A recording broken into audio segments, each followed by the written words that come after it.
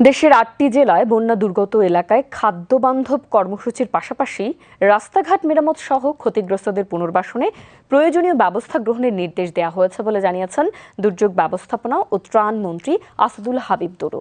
তিনি আজ সচিবালয়ে তথ্য অধিদপ্তরের সম্মেলন কক্ষে দেশের বিভিন্ন অঞ্চলে সাম্প্রতিক ভারী বৃষ্টিপাত ও পাহাড়ি ঢলের কারণে সৃষ্ট বন্যাজনিত দুর্যোগে জরুরি সারাদান সমন্বয় সংক্রান্ত প্রেস ব্রিফিংয়ে এসব কথা জানান।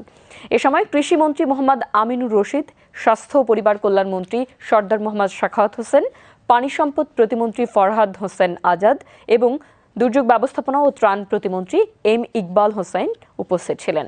দুর্যোগ ব্যবস্থাপনা ও ত্রাণ মন্ত্রী বলেন, জরুরি ভিত্তিতে দুর্গত এলাকার ক্ষয়ক্ষতি নিরূপণের পাশাপাশি ক্ষতিগ্রস্ত অবকাঠামো মেরামত ও ক্ষতিগ্রস্ত পরিবারগুলোকে চিহ্নিত করে দীর্ঘমেয়াদী পুনর্বাসনের উদ্যোগ নেওয়া হয়েছে।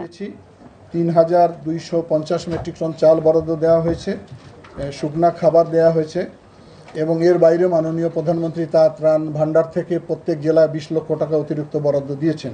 এবং এই কার্যক্রমগুলো যেগুলো আশ্রয় কেন্দ্র রয়েছে সেগুলোতে আমাদের তৈরি খাবার দেওয়া হচ্ছে, শুকনো খাবার পরিবেশন করা হচ্ছে।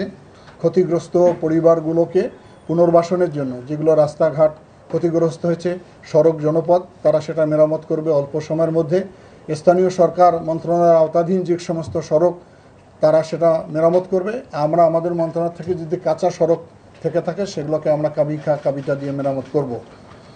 এবং খাদ্য মন্ত্রণালয় থেকে জরুরি ভিত্তিতে এই সমস্ত জায়গাগুলো খাদ্য বান্ধব কর্মসূচি চলমান থাকবে। প্রেস ব্রিফিংয়ে মাঠ পর্যায়ে সব ধরনের ছুটি বাতিল সহ বন্যা কবলিত এলাকায় চিকিৎসা সেবা নিশ্চিত করা হয়েছে বলে জানিয়ে স্বাস্থ্যমন্ত্রী বলেন, ইতোমধ্যে 7,29,000 বিশুদ্ধকরণ ট্যাবলেট ও স্যালাইন এবং সাপে কাটার প্রতিষেধক সহ প্রয়োজনীয় ওষুধ সরবরাহ করা হয়েছে। এ সময় পানি সম্পদ প্রতিমন্ত্রী গত জুলাই থেকে অতি ভারী বৃষ্টিপাতের কারণে চট্টগ্রাম ও কক্সবাজার সহ বিভিন্ন জেলায় জলাবদ্ধতা নিরসনে নানামুখী উদ্যোগ গ্রহণের কথা জানিয়ে বলেন, আগামী 48 ঘন্টার মধ্যে বাস্তব অবস্থার প্রেক্ষিতে ক্ষতিগ্রস্ত বাঁধ নির্মাণের নির্দেশ দেওয়া হয়েছে। এছাড়া কৃষিমন্ত্রী চলমান বন্যা দুর্গত এলাকায় ক্ষতিগ্রস্ত কৃষকদের গরু ছাগলের খামারে গোখাদ্য ও গোরোগের প্রতিষেধক এবং চাষযোগ্য জমিতে ধানের চারা সহ অন্যান্য সহায়তা দেওয়ার জন্য স্থানীয় ব্লক পর্যায়ের কর্মকর্তাদের প্রয়োজনীয় পদক্ষেপ গ্রহণের নির্দেশ দিয়েছেন।